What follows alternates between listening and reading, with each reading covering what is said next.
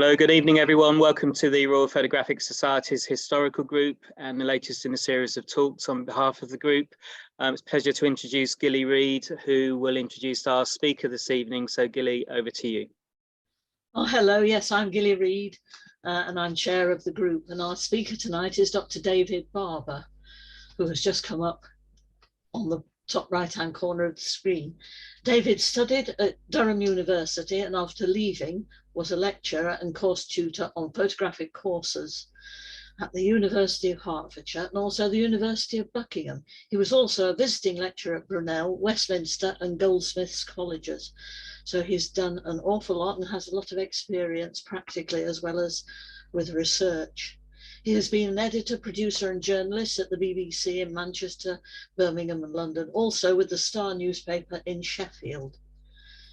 He created award-winning output and content for TV, radio and newspapers, but personally I think his real love is research.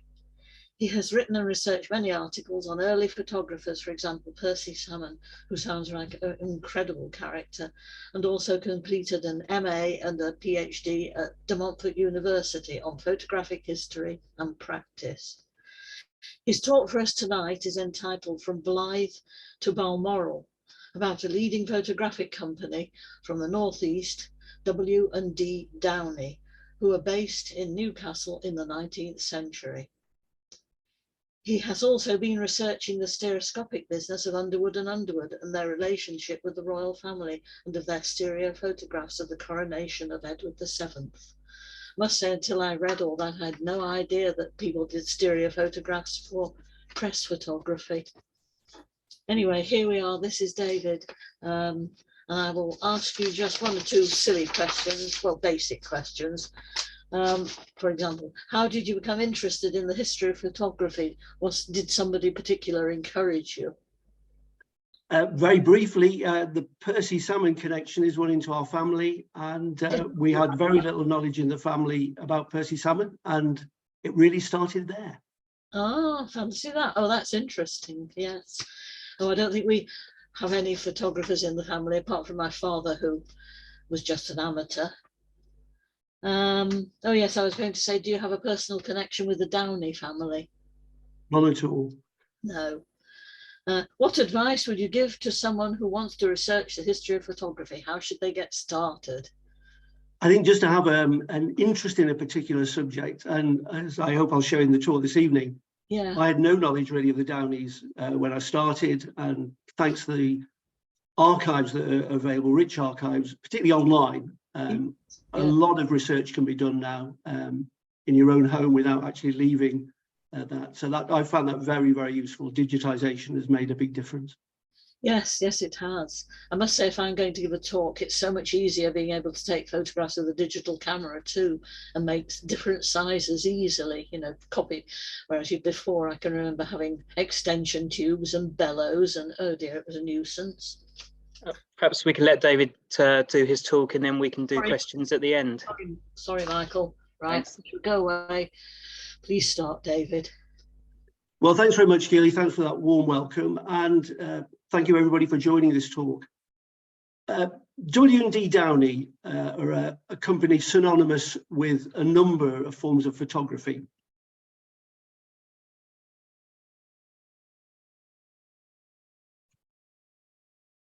The royal family are a subject that Downey are particularly connected with. Here's a portrait of Queen Victoria, the official Diamond Jubilee portrait from 1897. As you can see, signed at the bottom and with the Downey signature on the bottom right. And they're also synonymous really with portrait photography and iconic photographs. Oscar Wilde on the left here and the actress Sarah Bernhardt on the right. But as a company, not a lot is actually written down about them. Their photographs exist, but in terms of archives and research material, I found that it was actually quite difficult to find anything. And the National Portrait Gallery's very brief introduction to their section might give an indication why. The year being 1940 being particularly significant, and the Blitz pretty much got rid of all the surviving material to do with the company. So we're left with a lot of photographs. As you can see there, the National Portrait Gallery has nearly 1,000 portraits as part of its collection. So my talk this evening really is inspired by the fact that when I was doing my PhD, we lived in the northeast of England at Tynemouth. I would look across to South Shields and think, the Downey company, what were their origins? How did they start? For those who don't know a lot about the northeast of England, this is where we're going to be operating this evening. The River Tyne, running from Newcastle and Gateshead on the left there, several miles out to where the Tyne reaches the North Sea, and the Shields, North Shields and South Shields. We're particularly going to be spending a little bit of time in Westow, which was at that time in the middle of the 19th century, a village now part of South Shields. So to find the Downeys, we go to the 1851 census, and there they are. Christiana Downey was mum, and sons William, 21, apprentice shipwright, Daniel, 19, apprentice shoemaker, and their younger sister Christiana, who was working at the time of the census as a servant. Here's William Downey in later life. This is from the Tyne and Wear archives, looking very thoughtful, and it's always interesting with portrait photography of photographers.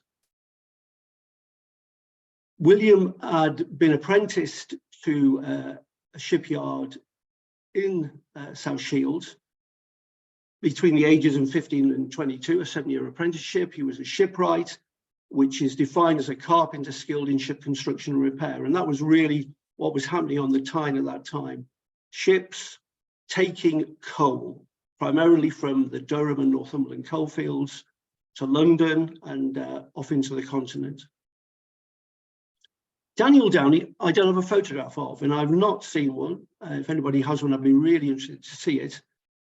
And his origins as a boot and shoemaker and apprentice, there he is with the blue arrow, Daniel Downey in Laygate Street. As you can see, there was a lot of competition in South Shields in that trade. A lot of people earning a living in the boot and shoe trade.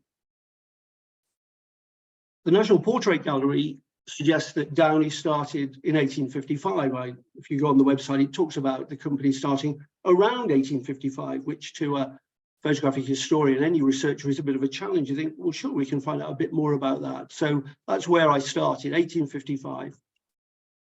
And 1855 was a busy year for the Downeys. William Downey married in January to Caroline Griffiths of Sunderland. And later in the year, their first son was born, William Edward Downey.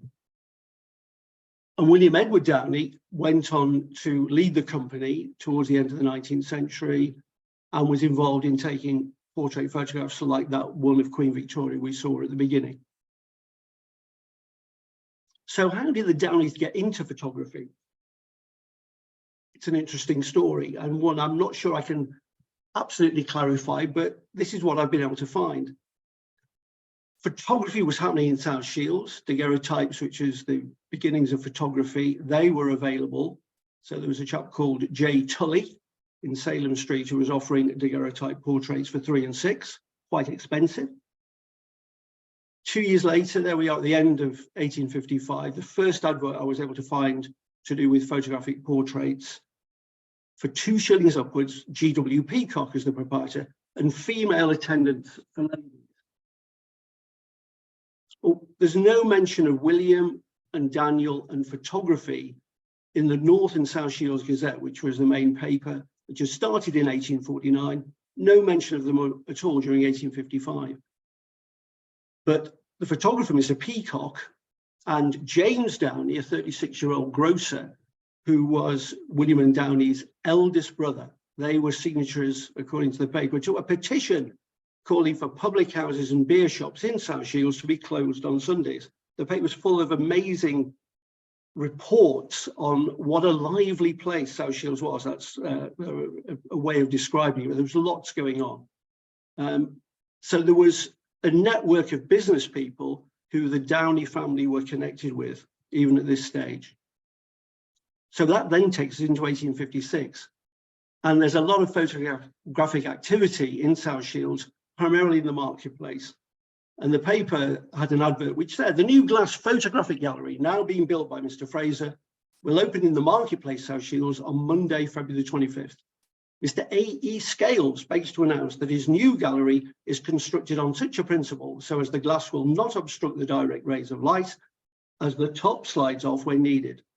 And again, every accommodation for ladies, the public in general strictly attended to. And things went well. And a couple of months later, he's announcing that he is determined to give the public every opportunity of obtaining their portraits. And it's a price reduction, which is always a good way of selling anything when you need to get rid of it. The reduction is to be so great as will surprise the oldest photographer in the north of England. And as you can see, portrait in the gilt frame a shilling, so considerably cheaper. And I was able to find Mr. Scales, Augustus Edwin Scales. And in his adverts in papers in the area, subsequently, he was claiming to have been patronised by upwards of 3,500 people in South Shields during 8 months he spent there between the end of 1855 and the spring of 1856.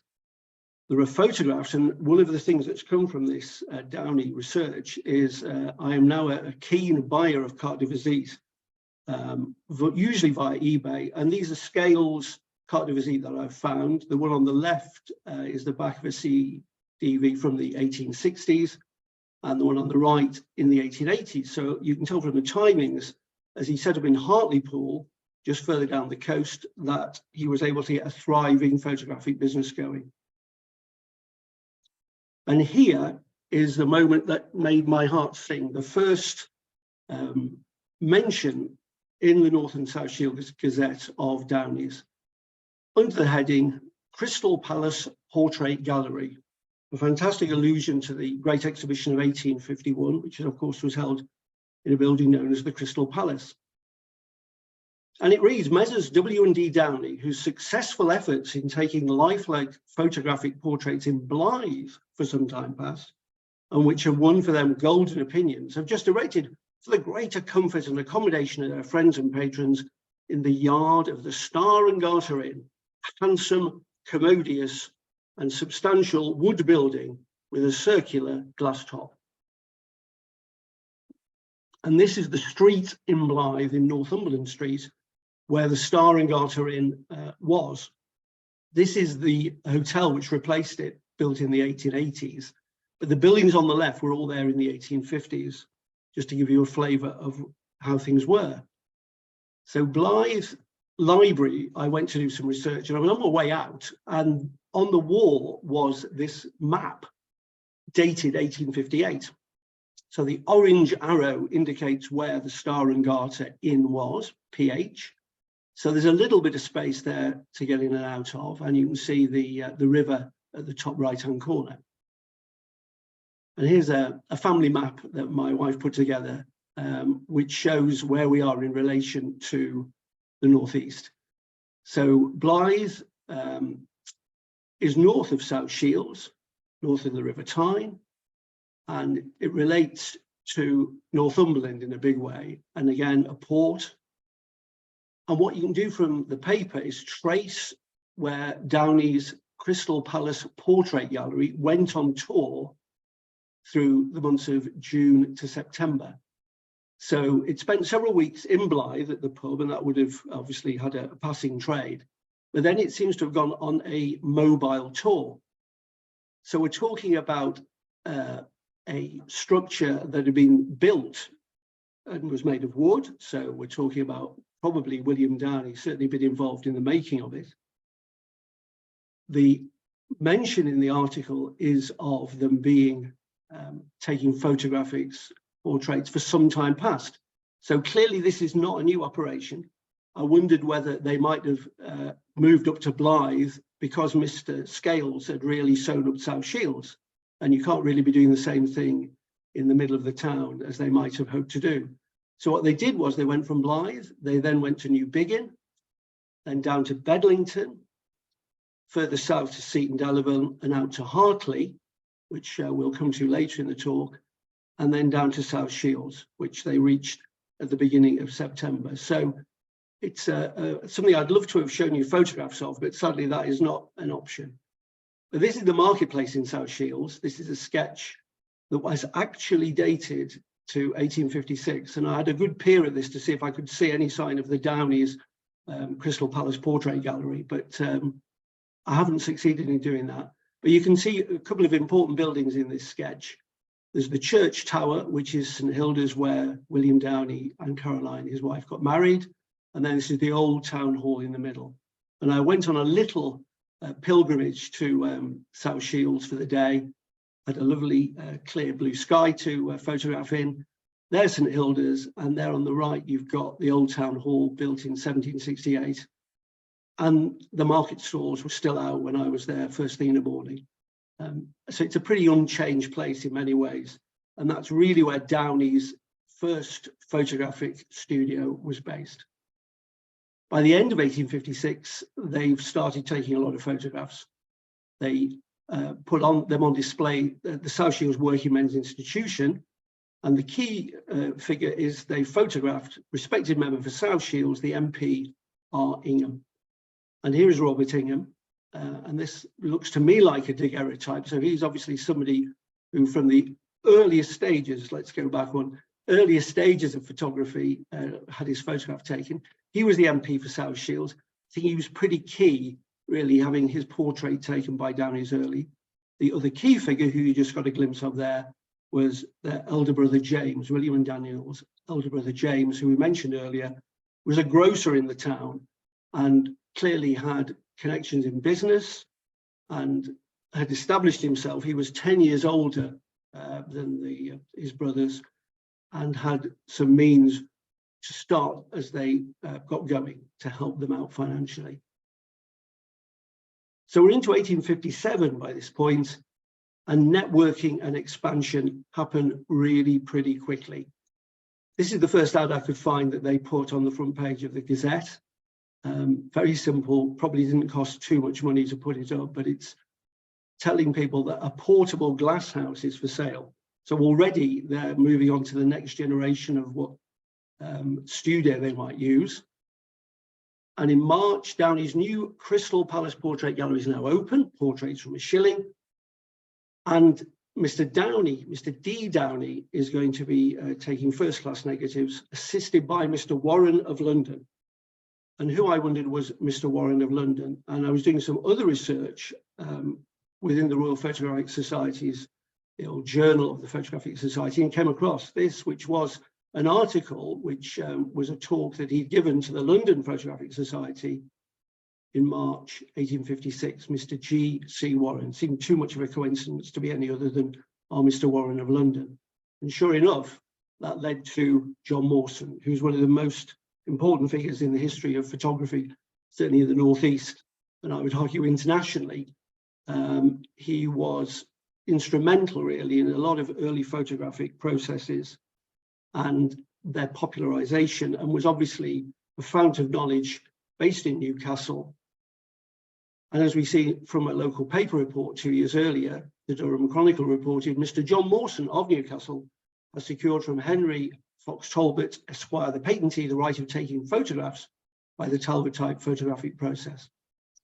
And Mr. Mawson has engaged a gentleman, Mr. G.C. Warren of London, and we have much pleasure in calling attention to the beautiful and truly pictorial specimens of portraiture which he has already executed in Newcastle.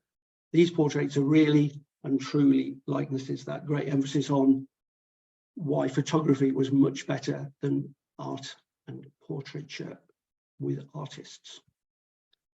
And George Christopher Warren was able in Newcastle to set up his own studio. And as you can see, he was advertising himself as an artist and photographer. A couple of carte de visites I was able to purchase. You will notice that there is an urn on the table that looks pretty similar. And if you keep the chair on the left in mind, the chair on the left and the curtain look pretty similar as well. So this is from another carte de visite. The other major figure in the history of photography, as far as Newcastle is concerned, Sir Joseph Swan, was John Mawson's brother-in-law. And they'd worked together since 1846 at Mawson Shop in Mosley Street. This is the plaque you'll find outside that address today. So we've got an amazing connection of Sir Joseph Swan, John Mawson, and George Christopher Warren, who are there as part of this network that are helping Downey's get going, which wasn't a bad team to have backing you up as you start out in a new business.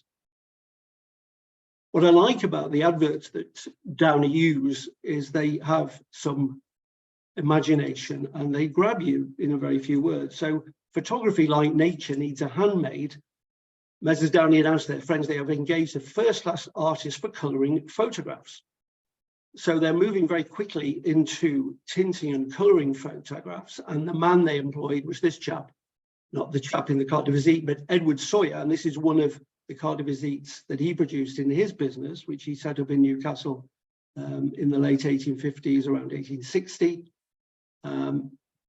And here's another example of what he did. He moved to another location in Newcastle. And the name Sawyer will be familiar to some who might be in the audience tonight. Lyd Sawyer, Little Sawyer, was a member of the Linked Ring, and he was Edward Sawyer's son and helped him in the Newcastle business. And he was an artist, Edward Sawyer, and that comes out very clearly, obviously, in the work he was doing, colouring the portraits. Not satisfied with that, Downey's then very quickly need somebody who can take views. And the reason for that becomes evident within a few weeks of this. The Illustrated London News report at the end of May that the Tradesmen's and Mechanics Institution across the river in North Shields, there's been a foundation stone laid, and Downey's have taken photographic views of the ceremony. And one of those was engraved and appeared in the Illustrated London News. And this is that. I haven't got the photograph, but here's the engraving that appeared. Went on a little visit to North Shields in search of the foundation stone, which I wasn't able to locate, but here's the building. So you can get a sense of where the Downey camera was possibly set up. The portrait gallery then had a customer who was another MP. So this was W.S. Lindsay, William Shaw Lindsay, who was the MP for North Shields, and he had his portrait taken by Downey's. And not missing a trick entrepreneurially, here's not the Downey portrait, but this is one that Males took, an engraving. As you can see, it says living celebrities. So MPs were very much celebrities.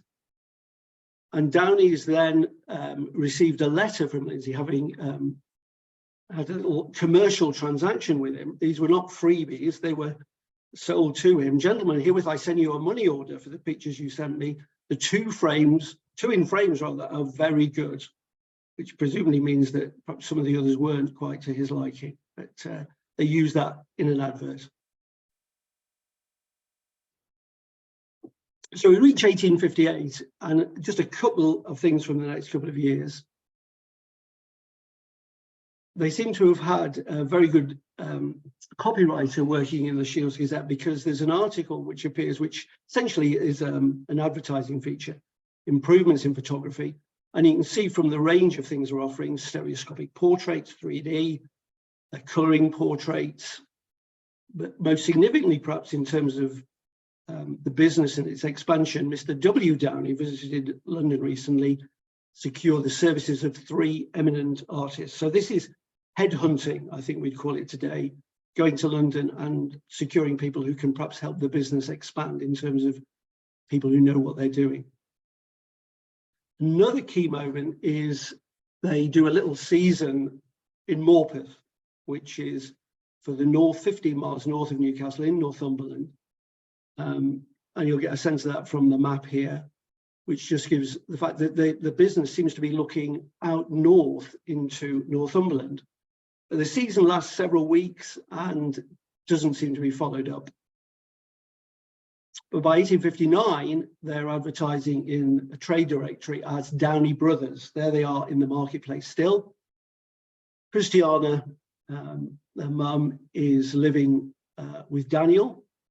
James, their elder brother, as a grocer, is there, and William and his family at a different address. there's very much a sense of this being a family business, and that's clear in the way they present themselves. But not W&D Downey, they're talking about Downey Brothers, which seems to be short-lived. But another example of them being at the cutting edge of photography is this story, which just was at the opening of the Jarrow Docks. They took some views, as they had done for the Illustrated London News again. And they're talking here about using the dry collodion process. Previous to this, one assumes they were working with a wet collodion process, and they make the point that here, instead of 30 seconds, that they can have an exposure done in 3 seconds. So they were using the paper to actually talk about some of the developments they were having. 1860, a new year, a new decade, and the business really starts to take off. Thankfully, Joseph Cowan, who is a major figure again in Newcastle, this is his statue, which you'll see if you take a left straight out of Newcastle Station, an MP for the city, a real reformer, a newspaper owner, and his archive of letters in the Tyne museums, fortunately, has a surviving letter that Downey wrote at the beginning of January 1860. Difficult to read, but essentially it says this: we perceive that Lord Tainham has to be at Newcastle on the 9th. Cowan was very heavily involved in the Northern Reform Union, which was aiming to get votes for more people. As we wish to have a series of portraits of leading men, and the possible Lord T may be with you, I like the idea of Lord T and a bit like Mrs. T, Mrs. Thatcher, we shall be extremely obliged if you could induce Lord T to sit to us for his portrait. We will either wait for him at your residence at Blaydon, Cowan's residence, or take it at Mr. Mawson's at Newcastle, as may be most convenient. Here's a map of Newcastle at that time. Bottom left there is the railway station. You can see from the blue arrow that John Mawson's shop at 13 Mosley Street was very handy. The letter goes on: if you could obtain for us a sitting from your esteemed father, because Joseph Cowan's father had also been MP in Newcastle, at the same, we would esteem it a great favour. Send of either party too near the convenient opportunity to write us. If you would kindly telegraph us, we would pay the telegraph, of course, and come by first train. So a real insight into communication at this time. And there is another key building, as far as Newcastle is concerned, and they're expanding near the station, the Lytton Phil. And the Literary and Philosophical Society's Conversazione was an opportunity for Downey to show off some of their photographs, which they did in May 1860, and were told by the Daily Journal in Newcastle it received the attention of many visitors. So they're starting to expand their profile. And later in the year, they go to London for the first time, and it was reported as being attended with the most encouraging success, and they were honoured with sittings from noblemen and gentlemen. And here's one of those men who sat for them. This is John Arthur Roebuck, who was an MP, and this is the National Portrait Gallery. And I'd seen this photograph, and I was on eBay one evening, and the portrait on the right popped up, and I thought I recognised that figure. So we can see here that Downey did a sequence of photographs, which obviously became a standard practice. If you look carefully, you can see the top hat on the table in both shots. The walking stick is on the left shot, and then he's using it to steady himself, no doubt, to avoid blurring on the right. But on the back was where the gold dust was. So we have the first time I'd seen a W&D Downey stamp for South Shields, hand stamped, and also Roebuck in the handwriting I've seen on other carte de visites, which indicates who the person was, because it wasn't always apparent to everybody who the photograph was of. This is an amazing photograph to me. This is a woman, Susan Davidson, who was instrumental in the development of an estate to the west of Newcastle, Allen Banks, which is in the ownership of the National Trust today. She was an amazing person and is worthy of further investigation.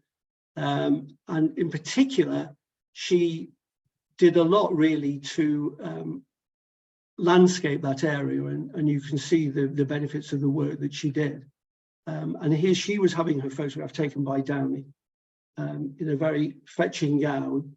And you can see the credit, which was in the bottom left-hand side of the portrait. By 1861, we can catch up with the Downeys in terms of the census. And here we are now, very definitely in the world of photography. So William Downey cites his profession as photographer. Caroline Downey, William Downey in later life would say was really instrumental in the business getting going. William there, age 5, and they have a servant by this point. And Daniel is still living with his mother. And we see there that their father, who died in the 1840s, he too was a carpenter. So that was very much the family trade before photography. New Cardiff portrait rooms are opening. There's one in South Shields, and they opened one in London, which, as it turned out, was very close to the Ebury Street address, which is synonymous with their work later on in the century, in the beginning of the 20th century. In Newcastle, a big significant event was the opening of rooms at 111 Northumberland Street in October. And as you see, they are citing the fact that numerous distinguished families have called on them to do this. And it's very evident that they did very much call a stock in trade of people who wanted their photograph taken to show off, and distinguished families as their way of describing it. 1862 is really, I think, where the Downey name takes on a national and, can I say, international significance. And this is a result of an awful disaster, the Hartley pit disaster, which happened on the 16th of January, 1862. And for those of you not familiar with this, more than 200 men and boys working down the Hartley pit towards the coast were trapped when a beam snapped. And over several days, there were attempts to rescue them, which sadly were unsuccessful. The most moving thing to me is that the people who were in charge of the shift down underground had survived long enough to put the groups of men and boys in their families. So when their bodies were discovered, they were sat in family groups. And if you look closely at the memorial, which is in the churchyard at Ursden nearby, you can see the ages, 9, 10, 11, and so on, which is very moving. But Downey's photographed at the pit head, and here's one of the photos they took. And the reason it's in the Royal Collection is because they sent it to Queen Victoria. Not just that photograph, but this photograph, which many of you will be familiar with, which features William Coulson, who's second from the, rather third from the left, who was a master sinker involved with the sinking of shafts. The man in the middle is Charles Carr, who was the owner of the pit, and on the extreme left there is Joseph Humble, who's the pit manager, related to the TV presenter in Britain, Kate Humble, as she discovered on Who Do You Think You Are some years ago. This was another photograph that was sent by Downey to the Queen with this additional piece of information. So there's an A to E key of the key bits of the pit head. But the thing I just want you to take particular notice of is the statement photographed January the 30th, 1862. So this is nearly 2 weeks after the accident. The Daily Journal the next day, the 31st, reported Messrs. W&D Downey, the justly celebrated photographers of 111 Northumberland Street in this town, last night received a letter from Sir Charles Phipps Osborne, that was Victoria's private secretary, thanking them for forwarding to Her Majesty the photographic views of Hartley New Colliery, the scene of the late terrible catastrophe. The reason the dating is interesting is that the 30th of January, it would have involved Downey's going to the pit, taking the photographs, getting them developed, sending them to the Isle of Wight, and then the letter being returned. That seems unlikely in 24 hours. So even with the great Victorian postal system. So I think the 30th of January may well actually be the date on which this was all dealt with. And it's a bit of a mystery, really, what was going on there. What we do know is the following Monday, the 3rd, Downey were advertising a series of photographs available to be bought. which in the context of this national tragedy seems really quite difficult to understand. But there was a massive public interest, and the Queen had written to express her concern for the fate of the men and boys, which, as we knew by this point, had ended in a real tragedy. These are the photographs that Downey were advertising for sale, a sequence of photographs of different sizes. And until a few weeks ago, I hadn't seen these. But thanks to the Mining Institute in Newcastle, who have a collection of them, I've been able to see them and share them with you tonight, which I'm very pleased to do. And these are the carte de visites of people that you will recognize from the earlier Royal Collection photographs. So we have the various members of the rescue party who were unsuccessful, but my sense is that these were taken following the funerals, which took place really very quickly, because it would have been an inappropriate thing to happen otherwise. So we have a sequence of the sinkers involved in the rescue. We can see there Charles Carr with them and with William Coulson. The chain is reminiscent of that famous photograph of Isambard Kingdom Brunel, taken by Robert Howlett. And then here we have the portrait photograph of William Coulson, the photograph of the beam that snapped, meaning that the cage fell to the bottom of the pit, blocking it, led to legislation that meant that as there was no other way out of the pit, it meant future all pits had to have at least, they had 2 shafts, so there was a means of escape. And the boy on the right is a boy called Mark Bell. He was 12 years old, and he was the tally boy who collected the tallies from the miners as they went down the pit and then came up. And it was his role, he was involved in the identifying the bodies because he knew what all the people who worked down the pit looked like, which is a hard thing to think for a 12-year-old boy. On the back of the carte de visite, there was a new logo for me to see, which suggests Newcastle was the thing that they were preeminently putting, with South Shields. And this carte de visite, which features Charles Carr, the pit manager, so we're presuming this would be a few weeks later. But what's interesting is that on the table next to his hat is one of the photographs that Downey had sent to Queen Victoria. And my sense is that these were photographs that they sent rather than being commissioned, which you do read in some accounts. But I think it was an entrepreneurial move. And here you can see they're very much making the most of the fact that they have a photograph and they put Charles Carr, the pit owner, next to it. Another logo, which is on the back of that photograph, which again is different, but highlights Northumberland Street. But within a few weeks, the Daily Journal is reporting that Downeys are going to move to 9 Eldon Square. And looking at our map of Newcastle, you can see the orange arrow is pointing to 111 Northumberland Street. So Eldon Square with the red arrow, not too far away, but a place of slightly higher social status, I think it's fair to say. And here it is, thanks to Billy Embleton for using this carte de visite from his collection. This is the exterior of 9 Eldon Square, and the transport on view outside probably gives an indication of the sorts of people who are coming to Downey's new studio.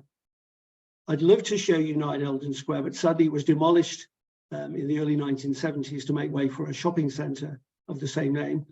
The surviving terrace there gives you an indication of what the buildings look like. And there are business opportunities today if anybody is interested in moving there. This is what Downey were able to do with their new address and their connection with Queen Victoria. So they were able to say that they were patronised by Her Majesty. They were not alone in doing this, obviously, lots of other companies did it, but it was a real endorsement they were able to use. Following October, another major moment, George Stephenson, obviously one of the key people in the development of steam engines, had died a few years previously, 1858, and here was a monument that was put up to celebrate him as a significant figure in the Northeast and beyond. the next day, Downey's placed a small ad which promised an album photograph of the ceremonial opening. Different sizes, and I'm pleased to be able to share with you from the China Weir Museum this photograph of the memorial being unveiled. A crowd of 10,000 came. It was right next to the station, so they were able to come from all parts of the northeast and beyond. A little bit of blurring in the photograph, but that might account for the 3 seconds if they were using dry collodion. And I went in search of this particular location to see if I could recreate where the camera had been. It's probable there were some temporary stands in place here because there's a building there now. But the closest I could get was actually in the Mining Institute in the common room, which is a newly revamped and wonderful building, looking down on the memorial, which you'll recognize with the church in the background. And when I was there, it struck me as rather nice that an e-scooter had been, 2 e-scooters parked up at the base of Stevenson's monument, somebody who's so instrumental in changing the way we thought about transport. The following week, the stars keep coming to Newcastle. William Gladstone, who was Chancellor of the Exchequer, was on a visit, and the Current, another Newcastle paper, reported his arrival. This is the photograph which I was able to purchase on eBay. Again, the same verso. Gladstone is named there, so if you were selling it, you knew who it was. A shilling, and by now we have a network of sellers of carte de visite who are selling Downey products. This one in Gloucester. A new year, and William Downey is married, we know. Daniel Downey also marries, and his wife Elizabeth Smith was the daughter of a music professor from Coldstream, just over the Scottish border. But these are photographs that I had seen previously. William Downey was very proud of the fact that he was involved in the taking of these photographs, and you'll recognise William Bell Scott, Dante Gabriel Rossetti, and John Ruskin. And the one on the left is the carte de visite that was issued in 1863. You can see that the chairs being used to provide some support, and then the 3 are supporting each other. They were presumably hanging around outside for quite a while these photographs were taken. So support was needed from each other and from the furniture and the stick. 1864 sees the refurbishing of Eldon Square. So you would get the sense really that money is now starting to come into this business in quite a big way. As a result of which, as the studio is being refurbished, it gives us a chance to see some exterior photography that the company was involved with. The carte de visite on the left is of what is now Newcastle Cathedral. At the time was St Nicholas Church, Newcastle. As you can see, somebody has helpfully mistakenly written on the front St Peter's, but it was St Nicholas. And then the carte de visite on the right. It would have been difficult, presumably, to take a horse into 9 Eldon Square, so Downey went on location. And at the end of the year, there was a celebratory dinner. So Downey's employees involved with the business were invited to a dinner, which was chaired by South Shields MP Robert Ingham. And the Daily Journal tells us Ingham, had known Messrs Downey since childhood and had carefully watched their career. So here's an important underlining of how it was that Downey were able to make strides in the way they did. They had some really important connections, but also they took to photography like ducks to water. 1865, just a couple of famous faces that they photographed who were now, they were able to sell even more photographs. Lord Palmerston, the Prime Minister on the left, died in 1865, as did the activist Richard Cobden on the right. So you had archive items which suddenly got a new lease of life in terms of sales. So these were photographs, again, that I was able to buy on eBay. There are lots of these photographs about. So the road to Balmoral is where this talk started, and this is our final leg of our journey. Towards the end of his life, William Downey, esteemed and respected photographer as he was, gave quite a few interviews, which add to our summer knowledge of how the royal connection came about. They'd obviously sent the photographs to Queen Victoria. So the English Illustrated magazine reported, "My first royal photograph," said William Downey, "was one of the Princess of Wales, taken about 30 years ago at the Royal York Agricultural Show. That was followed by the Prince's command to come to Abergeldy." Abergeldy was near Balmoral, the home of the Prince and Princess of Wales in Scotland. And the photographs taken there were so successful that Her Majesty sent the late Sir Henry Ponsonby to me come on to Balmoral, where the Queen gave me her first sitting. All sounds so straightforward. So to find evidence of the royal visit to York, in which Downey's took a photograph of the Princess of Wales, I haven't a copy of this, don't know the circumstances or anything like that, but it was at this event, which 15 years after the Royal Exhibition, was a sort of northern version of that. It was a real showcase of northern entrepreneurship and invention. And here's one of the photographs that was taken by Downey at Abergeldy. The child on the far side of the pony is the future George V, and the Princess of Wales here, Alexandra, and the portrait sort of is just amazing, and the horse giving it full attention. The Prince of Wales here on the left. I wanted to show you this just to show the sort of level of colouring that was starting to go on in these portraits, which obviously involving all the tartan was fantastic. North and South Shields Gazette had not forgotten Downey's. They were still proud of their local connection. And here this article just highlighted the fact that Downey, now of Newcastle, had a great compliment paid to them by royalty. After having, by request of the Prince of Wales, attended at Abergeldy, they've been summoned by Her Majesty to Balmoral during the ensuing week for the purpose of taking likenesses of the royal family and party. And that's right. Queen Victoria's diary recounts the fact that 22nd of September 1866, she writes, "On coming home, was photographed by a very good photographer, Downey from Newcastle." And here's one of the photographs that was taken on that particular shoot. I particularly like the use of the glass on the right of the shot, which has got a staircase running through it, which is, to me, is really quite an imaginative use of the fact that you've got the Queen in front of you, but you're experimenting. But the key thing, I think, here is the arrival of the Queen's favourite dog. And what's interesting is you can see her facial expression has changed. And then the carte de visite on the right was issued and sent out and made available for New Year 1867 with various verses on it. And you can see the Queen is very happy in that context.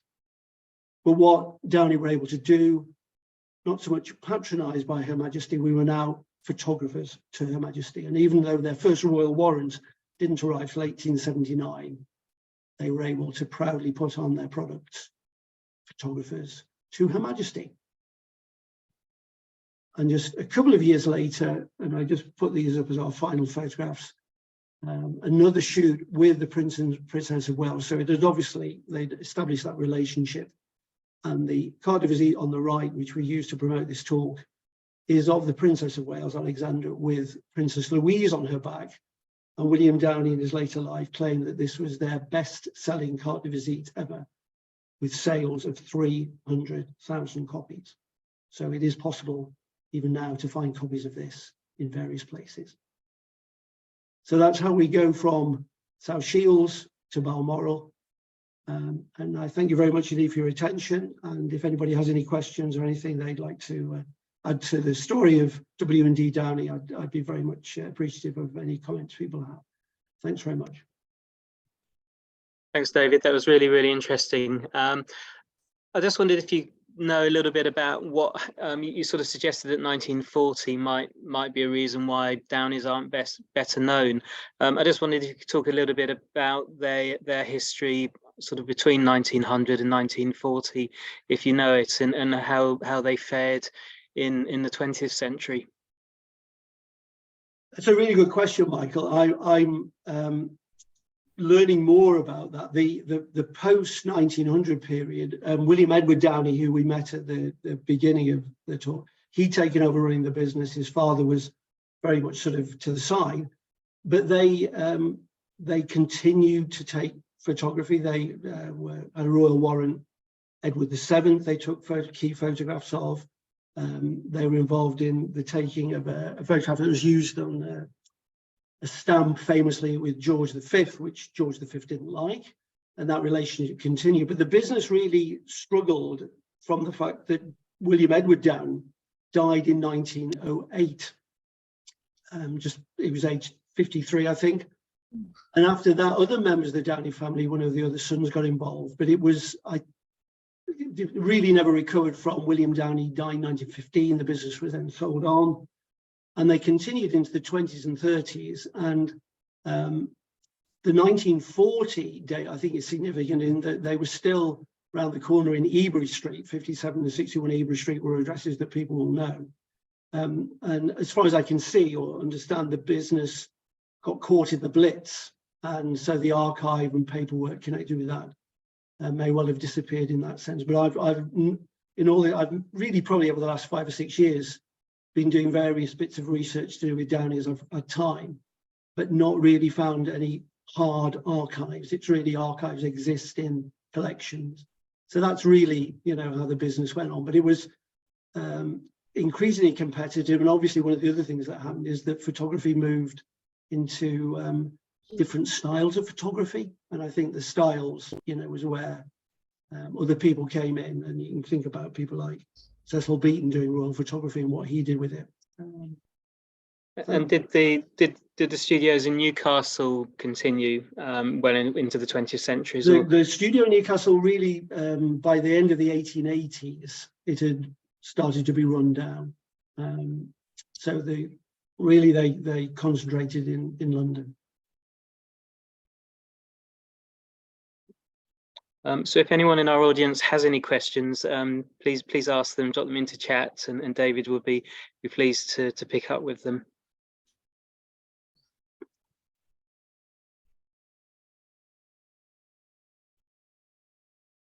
No, I think that might be it then, David. Okay. Firstly, thank you, Gilly, for the introduction at the beginning, and thank you, David, for sharing your knowledge. It sounds like there's still a bit more to go to bring the story up to date, but it's a fascinating story, and it's one of those names that I think many of us will know, but actually suddenly realize we actually really know nothing about them. And it's so nice to have your research brought to bring them to life and make them sort of real people as well. So thank you for that.